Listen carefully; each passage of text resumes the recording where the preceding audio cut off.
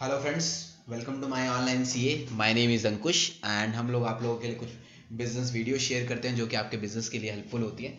तो आज हम लोग एक इंपॉर्टेंट टॉपिक को डिस्कस करेंगे, आईसी रजिस्ट्रेशन।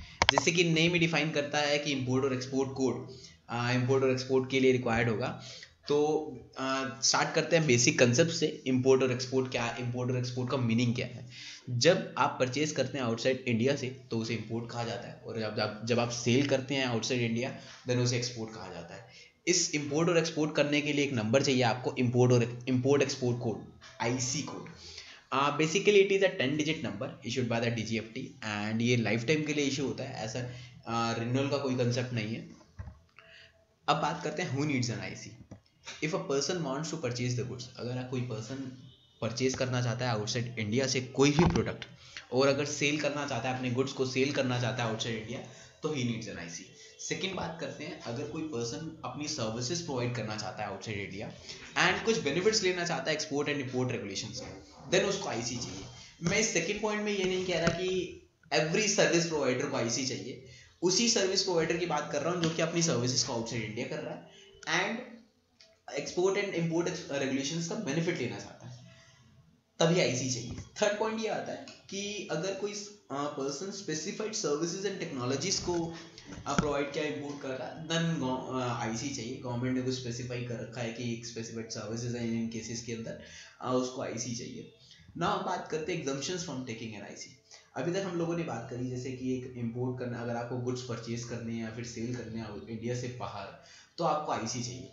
अगर हम सारे गुड्स और सारे पर्सन की बात करेंगे तो हर एक को, अगर मुझे भी अपनी पर्सनल पर्पस के लिए लेट सपोज बाइक इंपोर्ट करनी है, बाइक परचेज करनी है आउटसाइड इंडिया से, तो मुझे आईसी चाहिए? नो। गवर्नमेंट ने इसका एक रिलैक्सेशन पॉइंट निकाला है कि अगर आपको a person who is importing goods for personal use, अगर आप अपने पर्सनल यूज के लिए या फिर नॉट फॉर बिजनेस यूज, तो उसको आईसी नहीं चाहिए। सेकेंड पॉइंट आता है कि अगर सेंट्रल गवर्नमेंट या स्टेट गवर्नमेंट के डिपार्टमेंट्स है या फिर मिनिस्ट्रीज है, उनकी रिक्वायरमेंट है कुछ आउटसाइड इंडिया से परचेज करना या सेल करना, देन उन्हें आईसी नहीं चाहिए।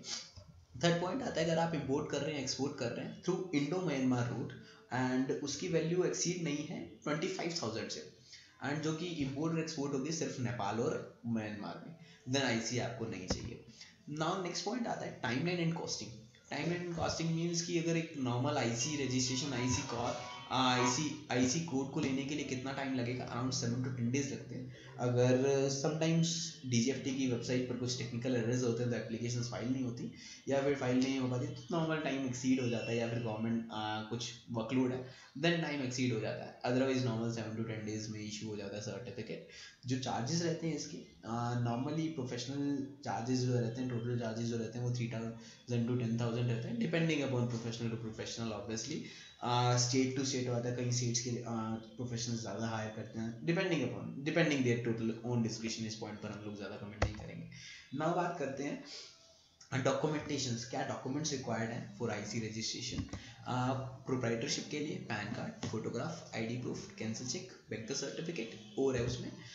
नेक्स्ट पॉइंट है प्रोप्राइटरशिप को छोड़ के अगर हम प्राइवेट लिमिटेड की बात करें या एलएलपी की बात करें, then PAN of the entity that means the proprietorship, private limited, LLP, PAN card, address proof, photograph directors का, पार्टनर्स का, सर्टिफिकेट ऑफ इनकॉर्पोरेशन, ठीक है, एमओए बिल्कुल ठीक है, पार्टनरशिप डीड और LLP agreement in the case of partnership और LLP, ठीक है, copy of cancel cheque of the entity और a banker certificate. What is this banker certificate? Proprietorship में भी हमें चाहिए था, यहाँ भी चाहिए।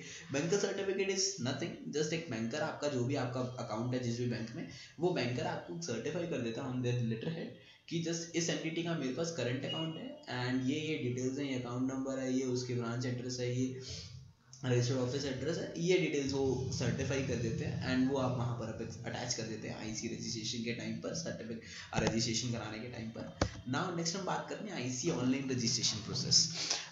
इसके लिए मैं आपको प्रैक्टिकली शो करता हूँ कि कैसे रजिस्ट्रेशन होता है आईसी का, जो कि आपके लिए ज़्यादा यूज़फुल होगा। सबसे पहले ऑनलाइन रजिस्ट्रेशन है तो हम लोग डीजीएफटी की वेबसाइट पर जाएंगे।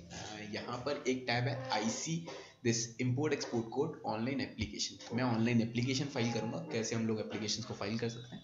देन ये टैब खुलेगा पैन नंबर मैं एंटर करूँगा AA 0506 दिस ई। जैसे मैं नेक्स्ट करूँगा यहाँ पर मेरे को कंटिन्यू टू प्रिपेयर करेगा। अगर आप फर्स्ट टाइम करेंगे तो यहाँ पर सबसे पहले आपकी लॉगिन आईडी के लिए प्रिपेयर होगा। यहाँ पर मैंने ऑलरेडी लॉगिन आईडी बनाई हुई है तो कोई इशू नहीं है। यहाँ जनरेट टोकन, दैट मीन्स कि मेरे मोबाइल एंड ईमेल दोनों पर टोकन आएंगे। अभी मैं एक बार देख लेता हूँ, where is it, yes serial number 11, serial number 11 मेरे फ़ोन पर आ चुका है। 234 and this just a moment 12729 यहाँ मेरे उस पर भी, तब तक मैं कैश रिकॉर्ड एंटर कर लेता हूँ,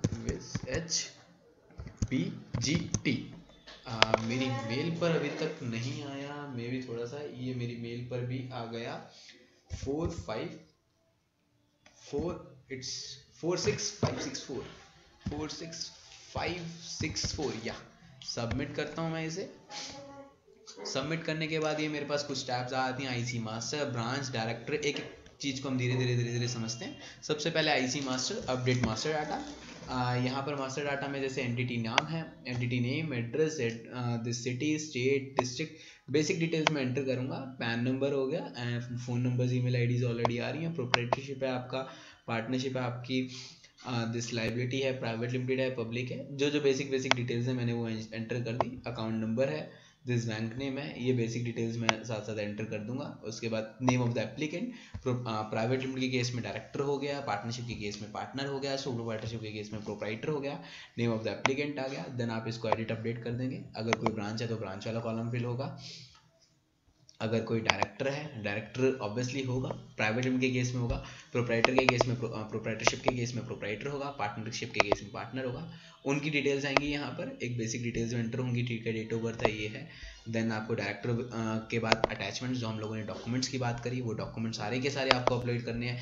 एप्लीकेंट फोटो हो गया, पैन हो गया, बैंक का सर्टिफिकेट हम लोगों ने डिस्कस किया, कैंसिल चेक हमने लोगों ने डिस्कस किया, PDF या GIF उन लोगों के कुछ अपने ये फॉर्मेट्स हैं, इन्हीं फॉर्मेट्स में अपलोड होगी आपके। आफ्टर दैट आपको एप्लीकेशन फ़ी पे क्लिक करना है। एप्लीकेशन फ़ी मेरी यहाँ पर नहीं शो होगी because entity name is not enter, details मैंने एंटर नहीं करी हैं, वो आप जैसे एंटर करेंगे आप अपना, इसके बाद एप्लीकेशन फ़ी पे कर सकते हैं। एप्लीकेशन फ़ी पे करने के बाद आपको जस्ट एक अपनी एप्लीकेशन को आप प्रीव्यू कर सकते हैं। मैं यहाँ से जैसे कि प्रीव्यू कर दिए, एक प्रीव्यू हो जाएगा, कंपनी डिटेल्स सारी की सारी शो हो जाएंगी, कॉन्टैक्ट डिटेल्स शो हो जाएंगी, सारी की सारी ब्रांच डिटेल्स हो जाएंगी, डायरेक्टर्स हो जाएंगी, फ़ी डिटेल जो हम लोगों ने फ़ी पे करी वो शो हो जाएगी। उसके बाद कुछ अंडरटेकिंग डिक्लेरेशन है कि जिसमें यहाँ पर ये हूँ, ठीक है, पेनलाइज नहीं हूँ मैं, ये सारी डॉक्यूमेंट्स एंड इन्फॉर्मेशन करेक्ट है। ये सारी करने के बाद आपको यहाँ सबमिट का ऑप्शन आएगा, सबमिट थ्रू डिजिटल सिग्नेचर, आपको ये सिलेक्ट करना है। एंड आप यहाँ पर जैसे अभी तो एरर्स आ रहे हैं, ये सारी चीज़ें देन आप सबमिट कर देंगे थ्रू डिजिटल सिग्नेचर एंड आपकी एप्लीकेशन फाइल हो जाएगी रिस्पेक्टिव डिपार्टमेंट में। उसके बाद आप अपना टाइम टू टाइम अपना एप्लीकेशन का स्टेटस चेक कर सकते हैं। एप्लीकेशन नॉट सबमिटेड आ रहा है अभी एट प्रेजेंट, उसके बाद आ जाएगा work in progress, application is in progress, ये स्टेटस आ जाएंगे। फ्रॉम टाइम टू टाइम अपना चेक कर सकते हैं।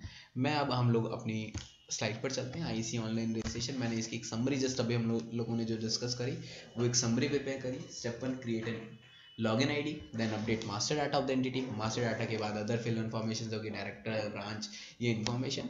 Upload respective documents, pay the respective fees, submit the application through digital signatures of proprietor as the case में भी, ठीक है।